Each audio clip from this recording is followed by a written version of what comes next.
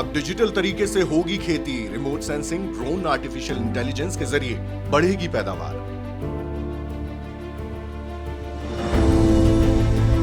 सरबती और बासमती चावलों के दाम में भारी इजाफा, बढ़ी मांग के चलते हुआ महंगा। मध्य प्रदेश के कीरतपुर में खोला गया नेशनल कामधेनु ब्रीडिंग सेंटर। अगला सेंटर आंध्र प्रदेश में खुलेगा। बुंदेलखंड के किसानों को बड़ी सौगात। सूखे की मार से किसानों को बचाने के लिए 3000 करोड़ रुपए की लागत से बनेगा बैराज। हरियाणा सरकार का ऐलान, सामूहिक और व्यक्तिगत तालाब निर्माण पर मिलेगी सब्सिडी, किसानों को होगा फायदा। बिहार में मोती की खेती को बढ़ावा, बड़े उत्पादक देंगे किसानों को प्रशिक्षण।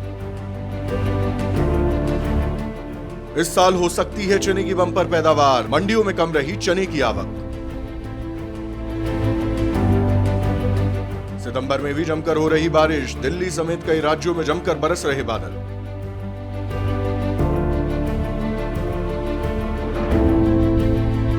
केंद्र सरकार अपने डिजिटल एग्रीकल्चर के ड्रीम प्रोजेक्ट पर तेजी से आगे बढ़ रही है। सरकार जल्द artificial intelligence, blockchain, remote sensing, GIS, drone और रोबोट जैसी नई तकनीक को खेती के कामों में जोड़ना चाहती है। इसके लिए देश भर में कई पायलट प्रोजेक्ट शुरू किए गए हैं। लेकिन अब इसके तहत सरकार ने बड़ा फैसला लेते हुए 5 निजी कंपनियों के साथ करार पर हस्ताक्षर किए हैं। केंद्र सरकार ने ये करार सिस्को, 63 आइडिया इन्फोलेव प्राइवेट लिमिटेड, जियो प्लेटफॉर्म लिमिटेड, NCDEX, ई मार्केट्स लिमिटेड और ITC लिमिटेड के साथ किए हैं।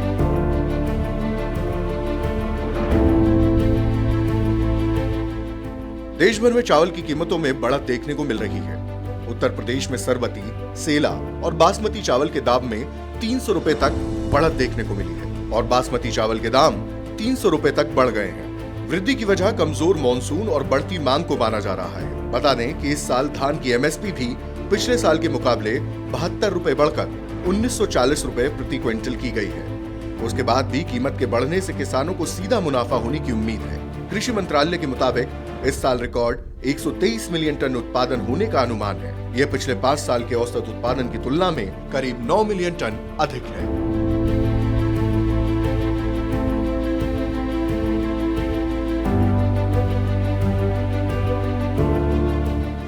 भारत गौ, भैंस, वांशिक नस्लों के संरक्षण, संवर्धन, आनुवांशिक गुणवत्ता उन्नयन, उत्पादकता में वृद्धि और देसी नस्लों को विलुप्त होने से बचाने के लिए मध्य प्रदेश के होशंगाबाद जिले के पशु प्रजनन प्रक्षेत्र कीरतपुर में नेशनल कामधेनु ब्रीडिंग सेंटर की स्थापना की गई। देश भर में 2 नेशनल कामधेनु ब्रीडिंग सेंटर स्थापना को मंजूरी मिली है। उत्तर भारत में मध्य प्रदेश के कीरतपुर में और दक्षिण भारत में आंध्र प्रदेश के नेल्लौर जिले में इसकी स्थापना की जा रही है। फिलहाल पहले चरण में गायों की 13 नस्लें साहिवाल, गिर, कंकरेज, रेड सिंधी, राठी, थारपारकर, मालवी, निमाड़ी, केनकथा, खिलारी, हरियाणा, गंगातीरी और गावलाव और भैंस की 4 नस्लें नीली रावी, जाफराबादी, भदवारी और मुर्रा इस सेंटर में संरक्षित की जा रही हैं।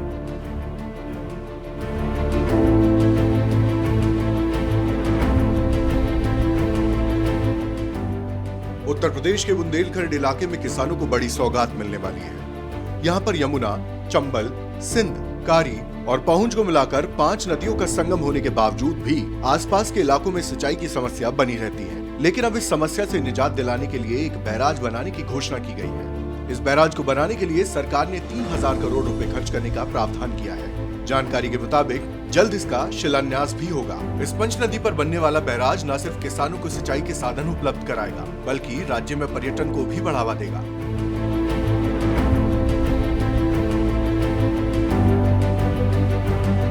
हरियाणा में पानी की कमी एक बड़ी समस्या बनती जा रही है। इससे निपटने के लिए हरियाणा सरकार ने एक बड़ा और अहम फैसला लिया है। हरियाणा सरकार ने सामूहिक या व्यक्तिगत तालाब बनाने पर सब्सिडी देने का ऐलान किया है। ये सब्सिडी 70% से लेकर 100% तक होगी। इस सब्सिडी के तहत किसानों को करीब 20 लाख रुपए की रकम मिल सकती है। योजना में आवेदन करने के लिए हरियाणा सरकार के पोर्टल hortharyana-schemes.in पर विजिट करना होगा। इसके अलावा आवेदक को मेरी फसल मेरा ब्यौरा पोर्टल पर भी अपनी भूमि और फसल का रजिस्ट्रेशन करवाना होगा।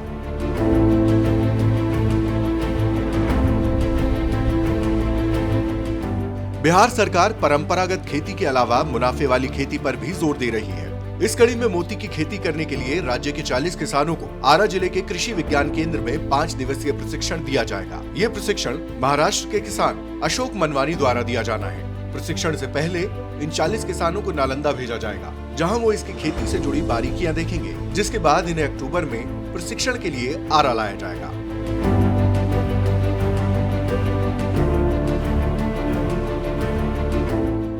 इस साल देश भर में चने की बम्पर उपज की उम्मीद जताई जा रही है। कृषि मंत्रालय की ओर से आने वाले चौथे अग्रिम अनुमान की माने तो इस साल चने की उपज देश भर में 11.99 मिलियन टन के पार जा सकती है। अगर चने की उपज बढ़ती है तो इसका सीधा असर कृषि उपज मंडी के ऊपर होगा। बात अगर सभी दलहन फसलों की करें तो इस साल मोम को छोड़कर सभी दलहनी फसलों के उत्पादन में बढ़त होने की उम्मीद जताई जा रही है।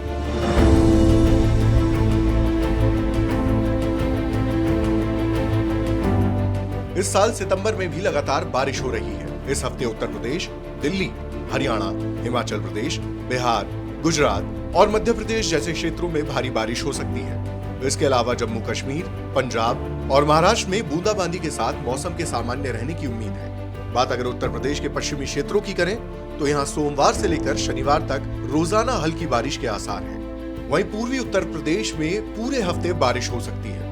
दिल्ली में बारिश के मंगलवार या बुधवार से जोर पकड़ने की उम्मीद है और शनिवार तक यहाँ रोज बारिश हो सकती है। हरियाणा में इस हफ्ते सोमवार से ही बूंदाबांदी शुरू हो जाएगी, लेकिन यह बारिश के साथ हल्की धूप भी बनी रहेगी। इसके अलावा बिजली गिरने की भी घटनाएं हो सकती हैं।